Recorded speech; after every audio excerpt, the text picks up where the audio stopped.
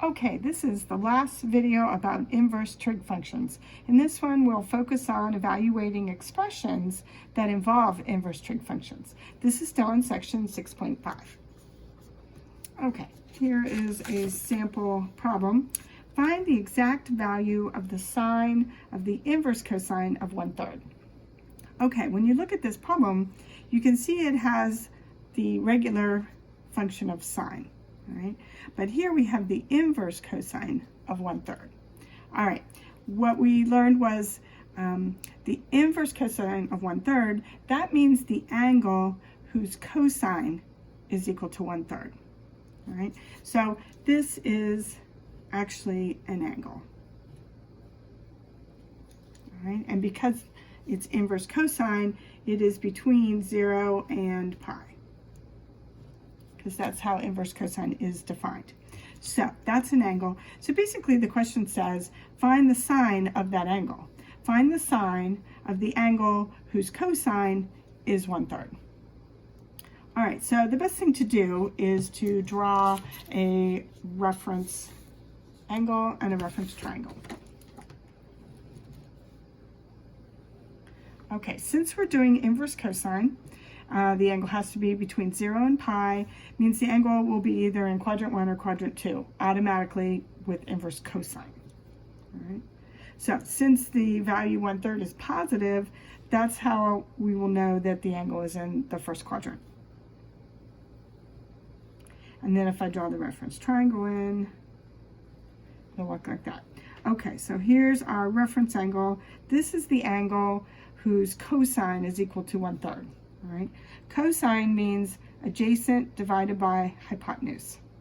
All right, so the adjacent side can be 1 and the hypotenuse can be 3. Okay. And then we can figure out what the opposite side is.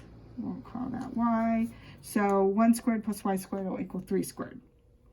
1 squared plus y squared is equal to 3 squared. So 1 plus y squared is equal to 9. Y squared will be equal to 8. Y can be positive or negative square root of 8. Since we're in the first quadrant, y has to be positive, and the square root of 8 simplifies to be 2 square root of 2. So y is equal to the positive number 2 times the square root of 2. Okay, so this angle that we have drawn here, it has a cosine of 1/3. And the question says, find the sine of that angle. Find the sine of the angle whose cosine is 1/3. So you're basically finding the sine of this angle right here. So that means that we need, since we're doing the sine, we need to find the opposite side and divide it by the hypotenuse. So for this triangle here, the opposite side is 2 square root of 2, and the hypotenuse is 3. So 2 square root of 2 divided by 3. That will be the answer to this question.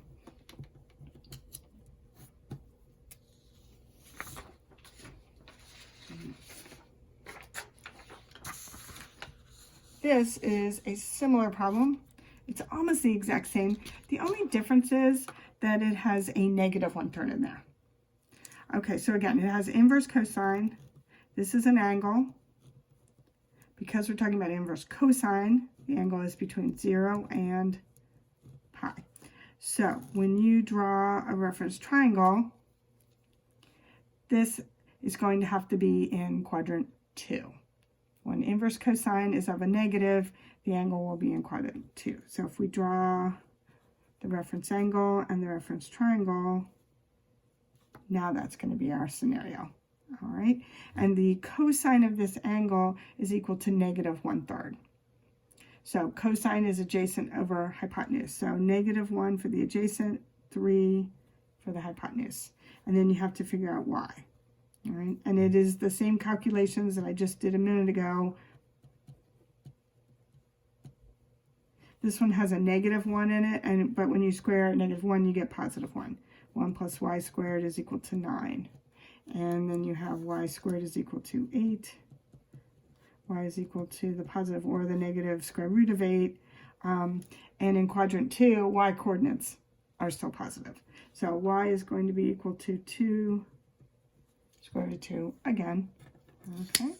All right, and then just like before, you are trying to find the sine of the angle whose cosine is negative 1/3. So you're trying to find the sine of this angle. So you look at this triangle, you need the opposite side, which is 2 square root of 2, and you need the hypotenuse, which is 3. So then the final answer to this problem is 2 square root of 2 divided by 3. We actually ended up with the same answer. All right, one last problem. All right, no cosine this time, or inverse cosine. This one has tangent and inverse sine. Okay, so again, it's find the exact value of the tangent of the inverse sine of negative 3/7. Okay, so the inverse sine of negative 3/7. Inverse sine, inverse cosine, inverse tangent, they always give you an angle. So this is an angle. Now, with inverse sine and inverse tangent, the angle is always going to be between negative pi over 2 and positive pi over 2. Okay, so that's why I did this example, because it has a different range. All right, so what we want to do is picture that angle. When you do inverse sine, it's either going to be in quadrant 1 or quadrant 4.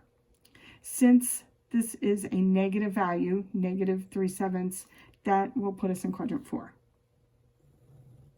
So there's the reference angle, here's the reference triangle. All right, so this angle, it has a sine that's equal to negative 3/7. So the opposite side can be negative 3, and the hypotenuse can be 7. And then we can figure out the adjacent side. So x squared plus negative 3 squared equals 47 squared. So x squared plus 9 is equal to 49. X squared is equal to 40.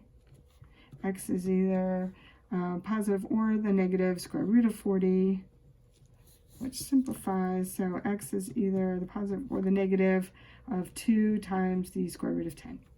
All right. Now, we are in quadrant 4. X coordinates are positive there. So this is going to be 2 times the square root of 10. That's the adjacent side.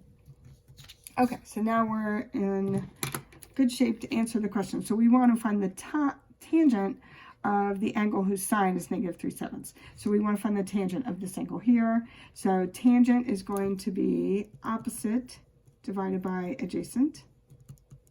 So in this triangle, the opposite is negative 3. The adjacent is 2 times the square root of 10. So we will divide those. So that will be negative 3 divided by 2 times the square root of 10. We need to rationalize that by multiplying the numerator and the denominator by the square root of 10. So this will become negative 3 times the square root of 10 divided by 2 times 10. So that'll be 20. And there you go.